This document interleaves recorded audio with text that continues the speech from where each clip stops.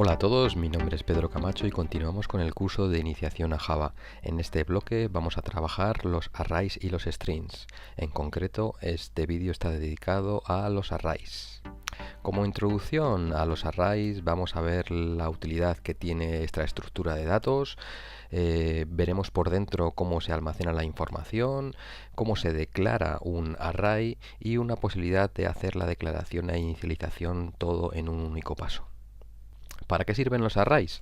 Bueno, pues imaginad que hay un programa que tenemos que hacer en el cual se nos pide que hay que almacenar la información de 100 alumnos, sus notas, tras un examen y nos piden que obtengamos la nota media.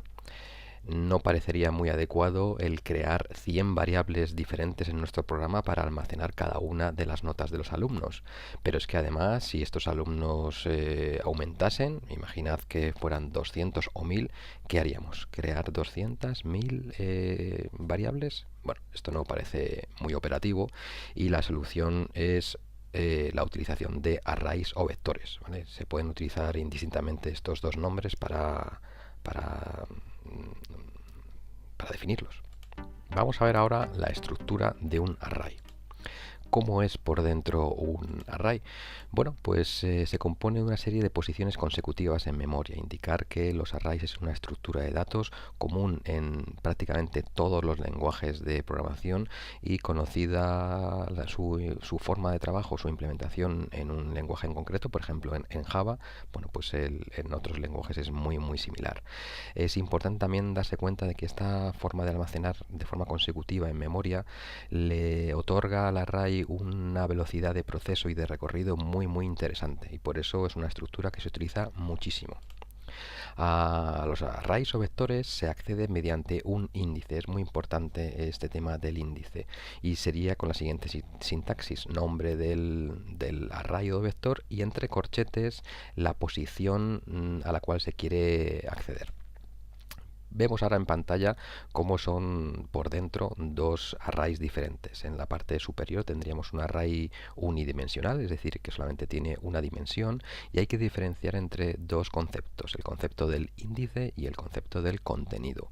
Índice es el lugar donde se almacena en nuestra variable el valor que queremos almacenar.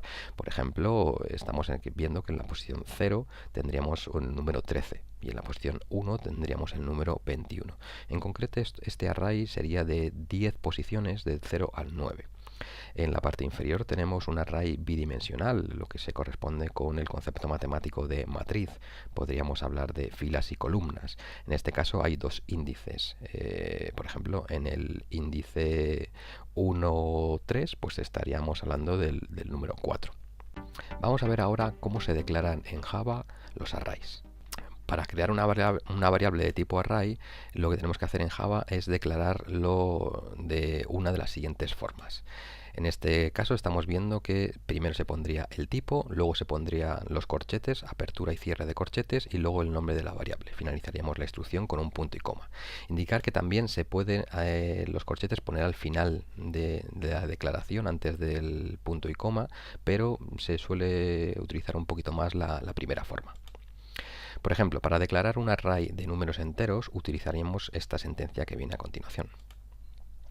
Int, para hacer referencia al tipo básico de los enteros, int, luego pondríamos los corchetes y luego el nombre de la variable sueldos. El array, comentar que todavía no ha sido creado con la instrucción anterior, simplemente ha sido declarado, es decir, la creación implica una reserva en memoria del espacio necesario para almacenar esta información. En Java los vectores se tratan como si fueran objetos. Veremos las implicaciones que tiene esto más adelante. Y por lo tanto, para crear el array, es decir, para hacer la reserva de memoria, tenemos que utilizar el operador de new, como se hace con otros objetos.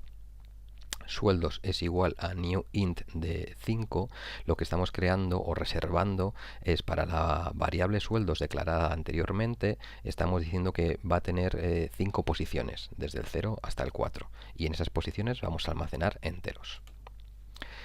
En este ejemplo de aquí lo que estaríamos viendo son cómo podría ser la estructura en memoria de ese array de sueldos con unos determinados valores, de tal manera que, por ejemplo, en sueldos de 0 tendríamos el 1200.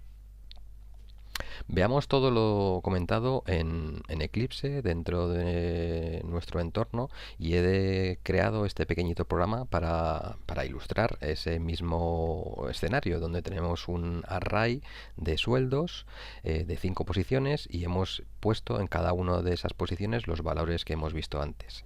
Pero lo vamos a ver desde nuestro entorno de depuración porque podemos ir viendo cómo se van creando esta estructura en memoria. Para eso nos vamos al depurador, ponemos un punto de interrupción, por ejemplo en la línea 9, y vamos a darle ahora a depurar.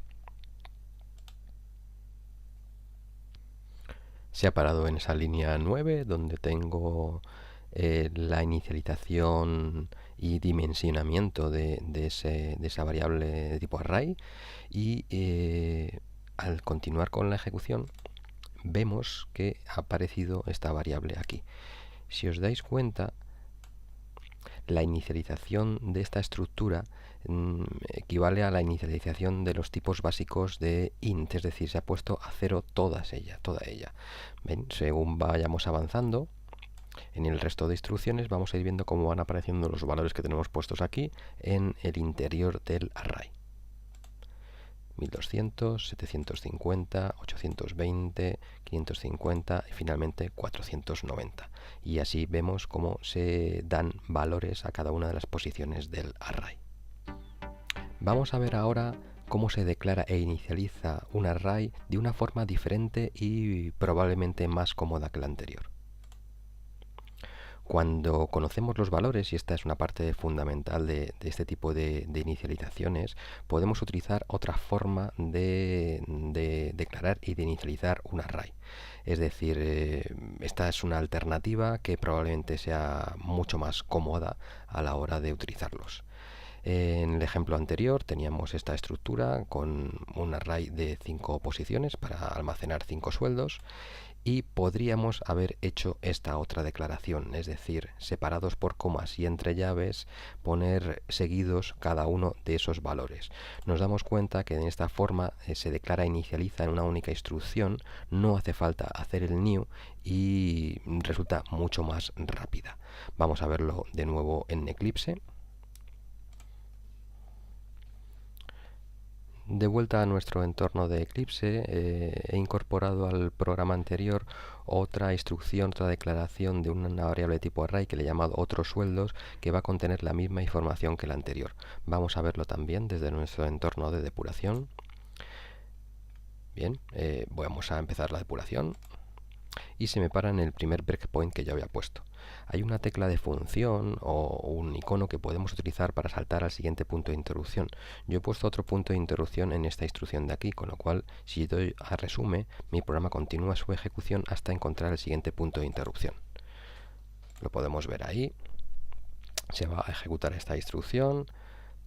Continuamos y vemos que ha aparecido otros sueldos. Si comprobamos y verificamos la diferencia o la similitud entre ambas estructuras, podemos comprobar que ambas son exactamente iguales. Ahí lo vemos, con lo cual quedaría comprobado que tanto de una forma como de la otra podemos crear un array, inicializarlo y darle valores. Esta última pues resulta mucho más rápida. En este vídeo hemos visto la utilidad de las estructuras de los arrays, cómo son por dentro, cómo se declaran y cómo se pueden declarar e inicializar utilizando las llaves de una forma mucho más rápida. Un saludo.